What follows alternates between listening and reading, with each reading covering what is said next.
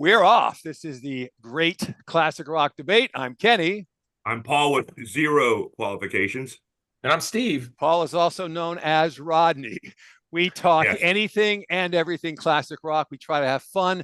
We try to keep it interesting. If you're watching right now, please like, comment, and subscribe, and we'll get right into it. Tonight's topic, gentlemen. Paul, you actually threw this out a couple of weeks ago. Let's talk bassists who are also lead vocalists, or perhaps we should say lead vocalists who are also bassists, whichever. And my first reaction was, geez, I don't even know any. But then you mentioned a few and I go, oh, okay, all right, now that you mention it, I guess I do know a few. Not a lot, but a few. And I think it's a pretty good topic. So I'm going to make a suggestion before we get started, and that is, as I think we always kind of follow this procedure, let's sort of choose our sequencing based on size of the footprint, okay? And I'm just going to throw out an example. I think I saw in one of the lists that I Googled where, you guys remember the band Mr. from the 80s? Yeah. I Broken Wings. Yeah, exactly. I think their lead singer was their bassist, and I go, okay, but as far as classic rock goes, they didn't really leave a footprint. So, I liked a few of their songs, but they didn't really leave a footprint. So, not so much. But anyway, that's how we'll do it. Does anybody want to start us off for tonight? I'll be happy to, but I'm going to go with Rush, Geddy Lee, Rickenbacker bass, has a very unique voice. A lot of people don't like Rush because of his voice. His voice is as unique as guilty as charged. Yeah, his voice is as unique gets, because once you hear it, you know instantly it's Rush. You don't have to say, well, is it one of those 4 bands that sound alike? No, it's Rush. One thing I think is interesting that, and I don't know this for every band, some of the other bands, like, he didn't write the lyrics. Neil Peart wrote the lyrics. Of course. On their first album with John Rutsey, he's talking about Working Man, which was one of the greatest songs ever made. And and then when Neil Peart started writing, it's like, oh boy, something's changed with the lyrics. Right. And listen, I don't mind saying this, and I'll repeat it. Greatest rock lyricist ever. I am so blown away by his body of work. He was an intellectual. He used not just large words, but large concepts, and then on the other hand, there's girls, but no, even to this day, as I read, I just go, wow, just the genius to write such lyrics. It's not an easy thing to do. So the other thing is, and Steve could talk about this a little more, is I don't know if Geddy Lee can sing without being able to play the bass. Like, if you took the bass away from him or his keyboards, could he sing? I'm sure he can. Well, the answer to that is no in both circumstances. I'm going to slap you. But I'm just saying, when I say, like on American Idol, if you watch some of the first 5 or 8 seasons like I did, there were people they had to have the guitar or piano. I remember that. Cannot play without it. I remember that, yeah. If you're going to be go ahead. It is, as somebody who can't sing, but can play a little bit of guitar and tried to sing at one point, I could, even if I had the talent to sing, I don't think I could while playing an instrument, because you are singing at a lot of times in a different beat pattern than the melody or the strumming pattern of the guitar or of the bass. So it is very, very difficult. Yeah, I always find it fascinating. So Rush had a very, very big footprint. I'll yield to the next. They did. As a matter of fact, of the list that I came up with, if I was choosing largest footprint, I would have definitely gone with Geddy Lee and Rush. Yeah, good choice. You guys are missing the biggest bass player of all time and one of the best lyricists, Paul McCartney. I kind of figured that's where you're going to go, which I have no beef with that choice. In fact, those are the first 2 on my list. And here's here would be my only beef with that choice. It's not a beef, but it's the reason I would rank him below Geddy Lee, and that is his work with the Beatles, historic. But after the Beatles broke up, Paul McCartney and Wings, for me, were more of a pop rock band as opposed to a classic rock band. However, phenomenal songwriter, phenomenal lyricist. I had a professor when I was a freshman in college, we spent that entire term studying lyrics to songs. This was the first time in my life I ever really got interested in lyrics, because Lonely People, Eleanor Rigby, I mean, some of these songs that I never knew what they were about, I was blown away. And the professor said, the chances that you could have two lyricists as great as McCartney and Lennon in the same band, it would be like choosing two of the historic great British poets, from over the millennia. Keats and Byron. Yes, exactly. And they somehow ended up in the same, group. And I was, again, just blown away by that illustration, because I'm like, wow. Oh, yeah. That says a lot. And it's not even, and then multiply that by another factor of 2 to have really, have Ringo and George, who are both solid songwriter, they have their ups and downs, but also really talented singers. Right. It's amazing when you think of it like that. Think of it in retrospect. All grew up in the same area. Right. Right. They were Liverpudlians. I don't know what the population of Liverpool is, but I would imagine it's kind of big, and they got that soccer team you might have heard of. But well, you never know. Yeah, it's huge. I worked 60, 70 years ago. So I worked with a guy. You're gonna get hate mail now, bro. No, but I'm saying, look, what was the population when they were growing up? Okay, I'm going to answer your question. I can't give you a number, but I'm going to answer your question like this. I worked with a fellow a few years back who was British. His name was Willie. He and I were the exact same age. He was a couple months older, but we were the same age. And he was from Liverpool. And he was the one who told me that a person from Liverpool is a Liverpudlian. I was going, wow, who knew that? So anyway, he said one of the funniest things about being from Liverpool is Americans, he had been over here since the early 90s. Americans assume it's like a small town where everybody knows everybody.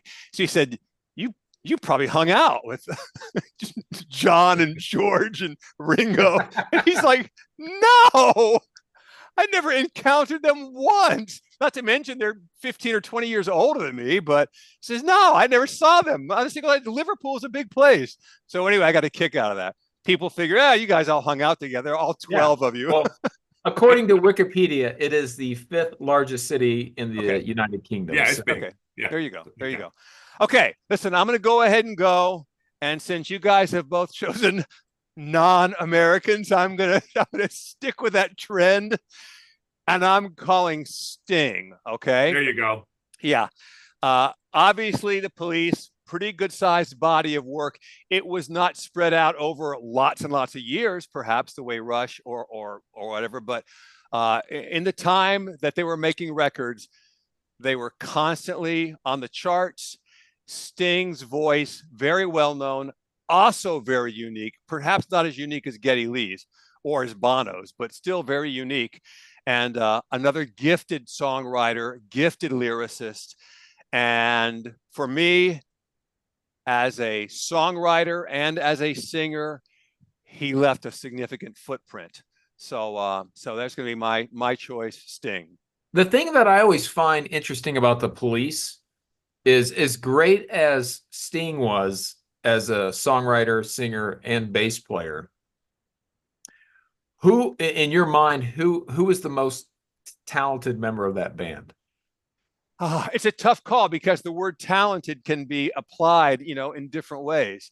But I think Steve's going towards the Stuart Copeland road. Perhaps. I am. And and Sting was my number 2. So this is certainly no disrespect to Sting, but just listening to some of the Police records and the beats, and a lot of it was heavily reggae influenced, and absolutely heavily, and listening to a lot of Stuart Copeland's playing outside of the Police. Just go on YouTube and watch some of his drumming videos.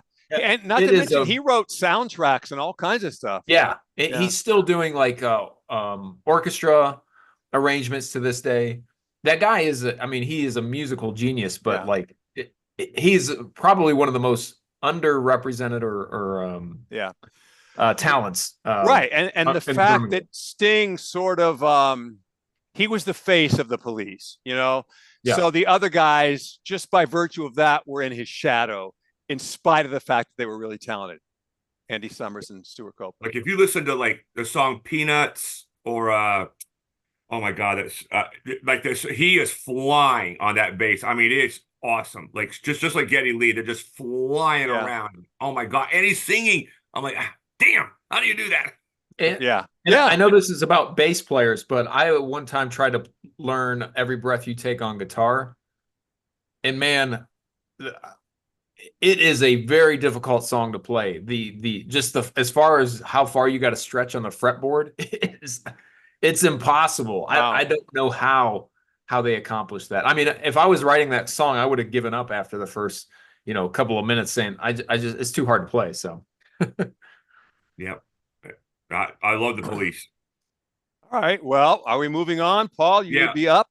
Okay. Now this guy is a co-lead singer and Gene Simmons of Kiss. Okay. He sang a lot of their songs. He's a pretty good bass player. I think he's good. And music people, I had a friend of mine, Steve doesn't know him, but he was playing Nirvana one day and he was playing Smells Like Teen Spirit. He's like, okay, and he's like, this is child's play. I go write it, you dumbass.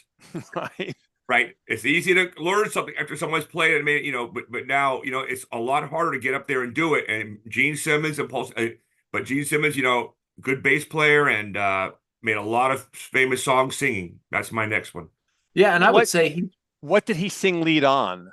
Like, I mean, I know that he was not their designated Dr. lead singer, but what did he sing lead on? I don't know. Like Calling Dr. Love. Okay. God of Thunder. Yeah. Okay. Yeah. What was he the lead singer on Love Gun? No, that was Ace Frehley, Paul. probably. No, Paul Stanley. Okay. But yeah, he sang on a lot of songs. Jeez, I mean, right. lead. All right. I think it was a trend with a lot of bands that the guy who wrote it was going to take lead vocals unless he didn't want to. Because you can look at the Beatles songs and the lead singer was almost every time the guy who wrote it. Almost every time. Another band I'm going to jump, which is just like that, Kenny, is the Cars. Because Rick Ocasek sang and then Benjamin Orr sang. I think that was the rule. I think that's the rule they had, but I could be wrong. Right. Benjamin Orr didn't do a lot of vocals for them, but he sang on that song Drive, which turned into a massive hit in 1984. Haunting song. Oh my God. Absolutely. Oh my God. What a great video.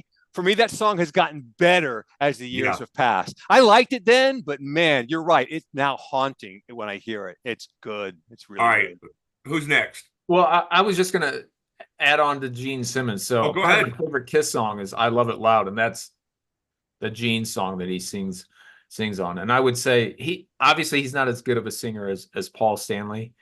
He's got his place, but I can't think of aside from Paul McCartney, just think of the influence of Gene Simmons that he had on rock in general as a bass player, because, Kiss in my mind is probably, they're one of the top 3 greatest American rock bands of all time. Absolutely. They don't get the credit that they deserve. I agree with that too. But just, from the showmanship, from their stage performance, seeing him in concert, he's always, he's got the demon face and, the paint and blood's always dripping out. Vastly underrated, but Steve, that's a brilliant point. The showmanship, and he was firing. He'd shoot the fireballs out of his mouth, and then he would do all this crazy crap. Yeah, it was awesome. That was pretty cool stuff. Who's next? Well, Steve's up now because he was just commenting on Kiss or on Gene Simmons. Well, you kind of stole my thunder there. So I'm sorry. But if I have to go, then obviously if we go to Thin Lizzy. Okay, that's where I was going to go. So okay. Go ahead. They're great. I mean, seriously, you could make an argument that their footprint is bigger than anybody's because they cut so many phenomenal albums. It's so shameful that they're going to always be known for one song, which is a great song. But my God, their body of work is phenomenal, and they're Their albums were great, and they didn't have weak tracks. No. So yeah. To me, the Phil or biggest not. compliment, and I agree, like, you know, they have one song that's vastly overplayed on Classic Rock Station, but Phil and Thin Lizzy's biggest contribution, if you listen to the bands that they were were influenced by Thin Lizzy, every like major band from like the late 70s, early 80s, and in the 90s all say they list two bands every time. It's Led Zeppelin and Thin Lizzy. And Thin Lizzy was one of the biggest influences on Guns N' Roses. You even hear the guy from the Smashing Pumpkins, I forget, Billy Corgan always talks about Led Zeppelin and Thin Lizzy. I mean, it's just amazing that they sound nothing alike, but just the influence that he had on you know, bands from the 80s and 90s is just astounding. Yeah. Great band. Yeah. Did you guys by chance ever hear that album called Black Rose 79? By Thin Lizzy? Yeah. I'm sure I've heard tracks from it, but I don't have the album. Well, anyway, you know, I was 18 and it was new in the record stores. I was a freshman and I bought it, and I'm telling you, I just played it start to finish over and over. I'm like, every one of these songs is a rock anthem. Every one of these could be on rock radio, even to this day, which it's like the thing that irritates me about classic rock and their playlists. Like, why aren't you guys playing songs like this just because they weren't on the radio? They're rock anthems. And any classic rock dude would love this stuff, but you guys don't play it, as if, you know, it's not your problem, not your concern. So anyway, just a phenomenal band. One of my all-time favorites, Thin Lizzy. Okay, am I up? Yep. Yes. Okay. I am going to go with Dusty Hill, ZZ Top. Excellent choice. Okay. Very good choice. Yes. Now, another band who, like, they had some mid-70s chart action and then kind of faded away. And then in 1980, they come back with this, I don't remember the name of the album now, but they had Cheap Sunglasses and one other song, I Thank You. That's ZZ Top. Correct. Okay. But what I'm saying is they had this song in like 75, Tush, right? Yeah. Which was getting, and also LaGrange, right about the same time. Those got some airplay, and then they kind of like disappeared. And then all of a sudden in 1980, they come crashing back onto the charts. It's a good album, and we're getting a lot of radio airplay. And then, you know, unexpectedly in 84, what's that album called? Eliminator? That has Eliminator or Afterburner? I can't remember which. Afterburner comes next, I think. Okay. Right. And all of a sudden, Legs, that's a huge MTV hit. So my point is that I think they recorded their first album in 1970. All right. And if you go all the way through the 70s and at least halfway or perhaps even a little further into the 80s, they were recording constantly and regularly getting airplay on the radio. So for me, large footprint by ZZ Top. They didn't have the monster #1 hits that perhaps some of the other bands had, but still they were there and their presence was undeniable. And because ZZ Top they're practically the prototype blues, rock, hard-hitting Texas. I would say Southern, but Texas isn't really Southern. It's not the same. Yeah. And their style is unique, yet I don't want to say copied. Let's just say emulated by a lot of bands out there. So well, think about how many bands were popular or had really good songs in the 70s and early 70s and carried on into the 80s, where they were probably more popular in the 80s. Like when you say ZZ Top, most people probably think of them as like the early 80s MTV. You are correct. As a function of MTV, you're correct. Yeah. Yeah. But same thing with Heart. Go back and listen to that album Trace Hombres by ZZ Top. That song Beer Drinkers and Hellraisers. Oh, Oh yeah. my God. That never gets played on classic rock. Never. But that is probably their best song. Great song. It Yeah. just wails. Yeah, Yeah. great song. Yeah. So anyway, yeah, that's my Nice choice. Dusty Hills, Easy Top. All right. Paul, you're up. All right. This is not necessarily classic rock, and I don't know if and ask me if I care. No. I know where you're going. Living bass player on earth, Les Claypool, Primus. Oh, okay. That's not who I thought you were going to guess, but okay. Um, He was on a bunch of the lists, but because I don't know their music that well, I didn't. yeah, it's an acquired taste. I'm not sure Steve likes them. Steve doesn't like slap bass, but You're exactly right. Okay. And So, I've been listening to Primus for about 30 years, and it still have not acquired a taste. oh my God. No, he's a great bass player. I don't. He Don't was get me so wrong, good just that he tried out for Metallica back in the day, and they said, "You're too good for us," and they fired him. They like, "No, we can't. You can't because you shame us."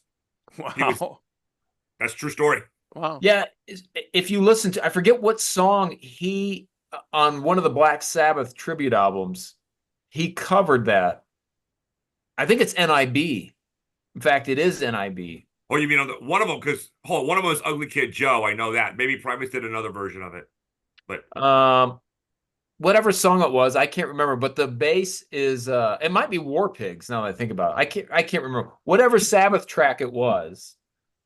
The bass is so pronounced, and you're like, yeah, it's overpowering. Like all you can hear, you can't hear the lead guitar. All you can hear is the bass.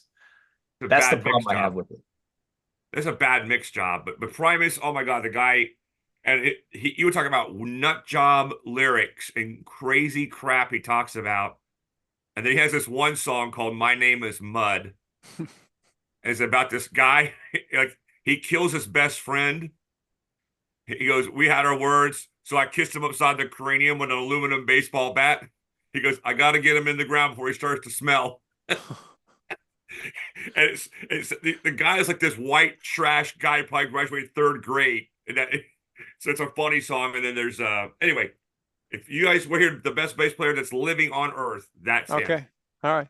I would even disagree with that. Yeah. He's great, but you know who I would say is the greatest true bass player Of all time. that's living? Oh, that's living. Okay. John Paul Jones. Oh, okay. No argument there. No, we're not He's going to bring up. close. In the show. We're not going to bring up Jaco Pastorius because it's not classic rock, but Right. that guy Right. was a demon. All right. Okay, Steve, who do you got? So I'm going to go with Geezer Butler. He's not a singer though. That's the problem. I think were we limiting ourselves? But he did write the lyrics. He did to almost every Sabbath song. So Okay. I'm going to go with that again. Very influential. Again, we talked about intros a few episodes ago, and so the intro to NIB is one that a lot of times they cut off, and you need that intro in order for that track to work. Couldn't agree more. But the fact that it's very rare that you have a bass player who writes the lyrics but then doesn't sing, and Right. Motley Crue may have done that as well, but I know you guys aren't down with the Crue. I like some of those. But you know what's funny about, like, if you listen to the song Paranoid, I never understood this song because he goes, people think I'm sad because I'm frowning all the time, and Ozzy never frowns. And I realized Geezer Butler wrote it about him. Right. And I was like, well, hold on. Oh, okay. Finally, when I read that like 20 years ago, I was like, oh, now that song makes sense to me because I'd never seen Ozzy frown. And I never got the Iron Man lyrics. Like a lot of times I don't usually pay attention to it, but I never realized that it was about a guy who like time travels, and there's so much mystical stuff in Sabbath's lyrics. And again, just so Sabbath and Zeppelin are always going to be the two most influential and copied bands of the rock era, of classic rock era. For the next 5,000 years. Yeah. All right, go ahead, Kenny. Okay, I'm going to go. We got our warning, so let's make one last rotation here. We'll wrap it up. Okay, so I'm going to go with Jack Blades, who played bass in Night Ranger and Damn Yankees both, okay, and sang lead vocals. All right, so let's start with Night Ranger. They became prominent right around 84. I know they had albums before that, but in 84 they had that song called When You Close Your Eyes, Do You Think About Me? And there was one other song from that album. They both got a lot of rotation on. Don't Tell Me You Love Me, right? Or is that the next one? I think it might have been that one. And then it was on the next album where they really blew up, because that was Sister Christian, and there was like 3 or 4 big hits off of that album. So during a period there of about 2 years, Sister Christian was all over MTV and rock radio. Okay. And then they may have recorded another album after that, but I don't know if they broke up or took a hiatus. But then it was 89 or 89, 90. I think the album was actually released, Damn Yankees. I think it was released right at the tail end of 89 and was charting big in 1990. And I forget what the first single was, but the second song was High Enough, which was huge. I got to tell you, I still think it sounds great to this day. Of course, Uncle Ted's guitar solo, for me, is the greatest part of it, but the whole song is great. I love it. And lyrically, it's very strong. And I think Tommy Shaw might even sing lead on that one. Yeah. But anyway, so Jack Blades, over the course of those 2 bands, big contribution, big footprint, left some really memorable material there, and certainly some nostalgia, brings back good memories for me. So I'm going with Jack Blades. Comments? Excellent choice. I could not disagree more, or I couldn't agree more. I'm sorry. Sorry. All right, Paul, that would put you up next. Me? Yeah. Okay. Did we talk about Kip Winger? No, I was kidding. Hey, listen. No. Jack Bruce, right? Cream. He was this bass player and singer. Right. And because I guess they shared the duties too, right? Correct. Him and Clapton, yes. Just excellent. Cream is just perfection. There's no other way to say it. I don't want to beat a dead horse. He's really good. No, I wish they would have put out more. Right. Here. But, ego's getting away, I guess. So that's so frustrating. Eric Clapton was he was like in 722 bands. Right. Well, in our last video we talked about supergroups. Weren't they considered a supergroup, Cream? Yes, I think they were. Yeah. Yeah. I don't think we named them, but they were considered a supergroup. Yeah, because they were. He was with the Yardbirds and himself, and then I forgot Ginger Baker. What band was he? I can't even remember. I forget, but they were all with other bands and had established themselves with other bands. Yeah. Well, my last one, if it's my turn, it is. Yes. Yeah, go ahead. Is Duff McKagan with GNR. Okay. Without Duff, that band does not sound the same. Did he sing lead on anything? He actually has a couple songs where he sings on Use Your Illusion 2. So Fine is the name of the song, and it's a kind of an acquired taste, but he has actually a couple of really good solo records. Yeah, Sick, right?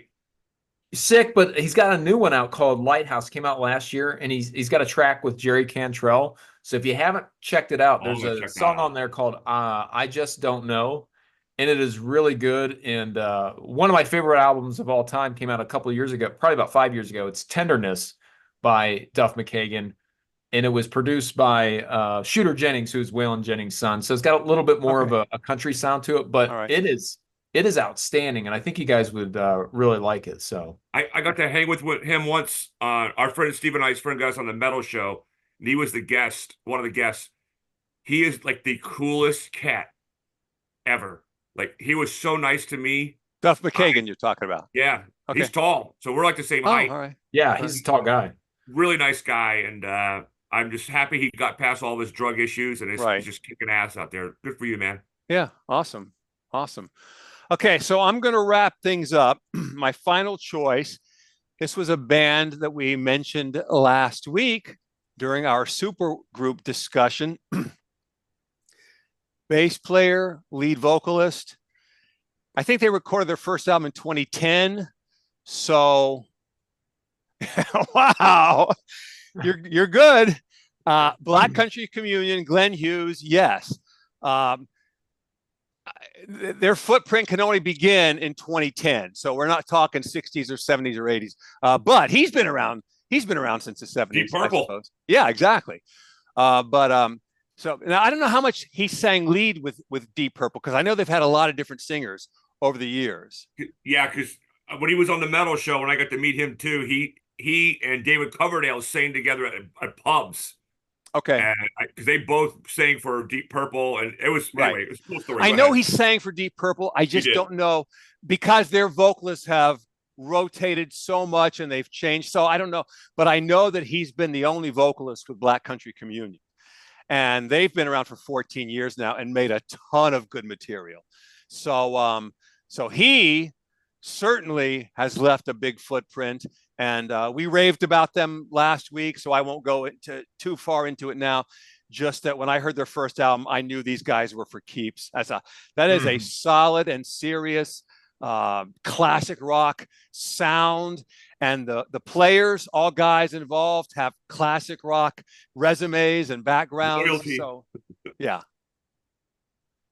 So Classic anyway, rock so loyalty. there you go.